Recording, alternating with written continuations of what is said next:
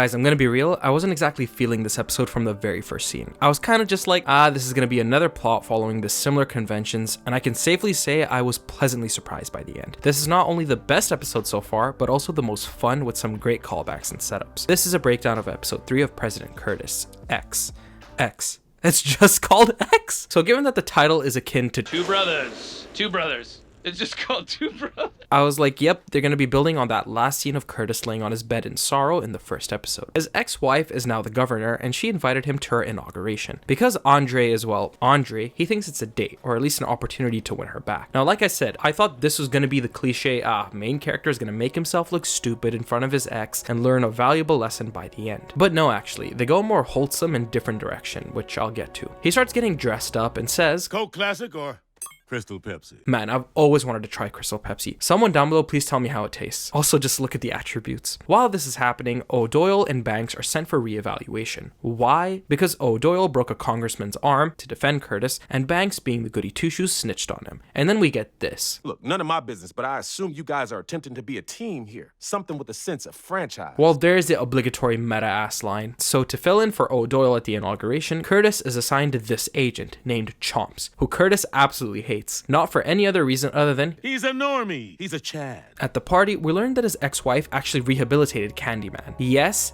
the Candyman from the 1992 film. Parodying classic change documentaries, she came up with CPEP, essentially using Candyman's murderous intent as a renewable energy source. Such a ridiculous idea, I honestly have no idea how these writers even come up with this shit. Stupidly enough, it's apparently become the energy source for 20% of Chicago. If only Tony Todd was here to voice him, I'm sure he would have done it too. Rest in peace, you legend. Curtis greets his ex, Beverly, and she tells him that of course she had to invite him, because if she didn't, that would cause a whole other negative news story spinning around, rendering this achievement of hers useless. So, nuance? The fuck is nuance? Of course, President Curtis doesn't know what that is. Oh shit, if it isn't the Babadook. Has anyone actually watched the Babadook movie? I've always wanted to, but never got around to it. Let me know down below if it's any good. While you're there, leave a like if you're enjoying the video, and subscribe. According to my analytics, a majority of you who watch these videos are not subscribed. I'm making weekly breakdowns of this show as new episodes come out, and I'm hoping to release a big Rick Sanchez character analysis this month. Subscribe so you don't miss out. What I do appreciate is that Curtis understands the whole persona BS. He doesn't really take her comments personally, and he decides to just sit there at the party, albeit a bit begrudgingly, that is until he spots a werewolf posing as a waiter. So he pulls a Tenet, I ordered my hot sauce an hour ago. then a Dave Chappelle, Gotcha, bitch. and a fight ensues. Chomps comes in for the rescue, but because he's A normie. He's a Chad. the guy has no silver bullets or anything O'Doyle would have. He does end up taking it out though with normal silverware. The thing is, Curtis wants to tell Beverly about the wolves, but Chomps says not to since that'll just ruin the party. A pretty wholesome idea if the werewolves weren't fucking everywhere. So they end up getting a supply drop, incinerate the wolf, and get stacked up. I'm bringing some nuance. You're still not using that word right, sir. There's some irony to this line later. This is when this plot got really good. I love that Curtis does keep a fair distance from Beverly and talks her up when appropriate, making sure that this is her night. I also love that he retracts his assholery about Candyman's wine flute holder hand, and the two make up. That's when he gets an alert about some wolves, and he and Chomps try to take them out. Again, O'Doyle would make quick work of both of these assholes. Despite Chomps messing up in the beginning, he's still fairly competent. That is until the werewolves take the entire party hostage, and he tries to defend their decision of not telling her about them. Told you we should tell her. It's true, ma'am. He wanted to, but I thought telling you might ruin his chances because he's still in love with you and... Chomps, what the fuck, man? That's when we get another glimpse of why Keith David is one of the most entertaining performers there is right now on television. Excuse me, I'm trying to do a werewolf manifesto here. Oh, shut up, motherfucker. See, Beverly has an issue with Curtis killing werewolves because she wants to help them. Again, all part of her Monsters Are People campaign. The head of this werewolf attack doesn't want any of her help, however. Candyman then tries to appeal to his better senses, and the werewolf takes a cheap shot at his wine flute. It's a champagne flute holder! It's the same thing, you cuck! You sold out! Yeah, that exchange cracked me up. So he sets up a wolf teeth bomb that will go off in 20 minutes until Beverly wires him money. It is here where she outsmarts the wolf, recognizing that he's nearby, and brings in the Cloudgate, also known as the Bean, and reveals she's had it stocked up with weapons. Like I said,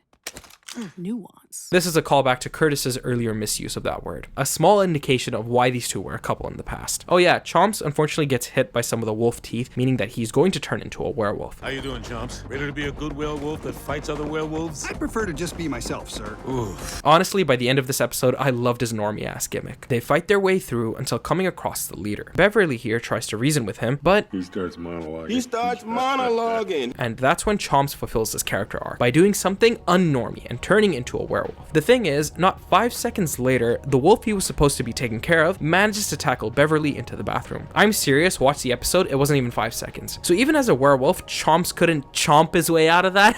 But then we get the best part of the episode. For some reason, he pulls a gun on her instead of biting her, even though he literally said, We are monsters, damn it! and that's when Candyman, Candyman, Candyman, Candyman, Candyman! Oh man, Candyman! and she is saved. Surely though, he could have shot her while she said his name 5 times. That's when Curtis talks Candyman out of being his usual murder self. Honestly, a really good ending to the action sequence. The final scene has a wholesome interaction between Curtis and Bev, with him asking her, If I wasn't president, if I gave it all up, could this work? If you weren't president, who would you be? a line I'm sure a lot of people need to hear. After a separation like this, you have to remember that there's more to life outside of a relationship. Something I'm sure Curtis will be trying to figure out as the season goes on. I do think that this isn't the end of them. She will show up again, and we're probably gonna get an episode that explains exactly what happened between them. Oh shit, I completely forgot to talk about the secondary plot. O'Doyle and Banks get taken to West Wing World, a reference to the show Westworld. It is here where the two are essentially tested in their everyday activities. Doyle as an agent, and Banks as a chief executive by these humanoid robots. O'Doyle is killing it, even taking care of the supposedly impossible task of taking out a gun baby. And it seems Banks is doing well too. That is until she starts snitching, lowering her test score. Eventually she gets fed up and resets her score by having the androids enter diagnostic mode. But this comes with a huge cost. Just like this franchise always likes to do, existential horror gets injected into the mix. The robots now realize they are robots and start going insane. As they escape, O'Doyle ends up coming across Gun Baby again, and this is the second time I cracked up. It's such a stupid scene. He ends up adopting it, I guess. After realizing they're surrounded, O'Doyle decides to put himself in a trance because he can't lie to the robots and act like he's a robot. Why can't he lie? Cause then my mother wins. This is a callback to the previous episode regarding his mommy issues. You love your mother.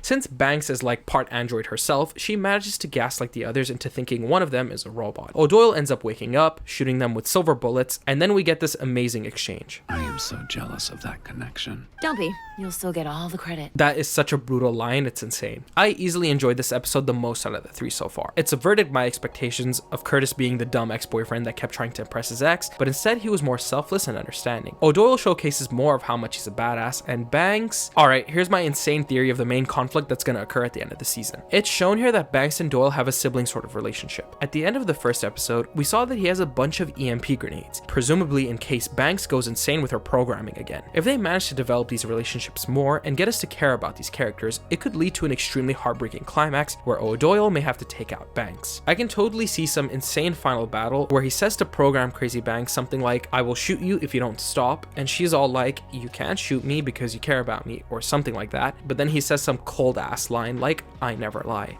And then this also seems like a cliche, but I'm telling you, if they managed to get these characters to be more likable, this would hit. Overall, episode 3 was still great and proves that this show is slowly finding its footing. Leave a like and subscribe if you're new around here. As I said, I'm covering this show weekly and hoping to make a big Rick Sanchez character analysis this month. What did you guys think of this episode? Let me know down below. If you want to support me further, please follow all my socials, join my Patreon, and consider grabbing my book, The Shattered Absolution, heavily inspired by the shows I cover, and I want to thank you once again for watching.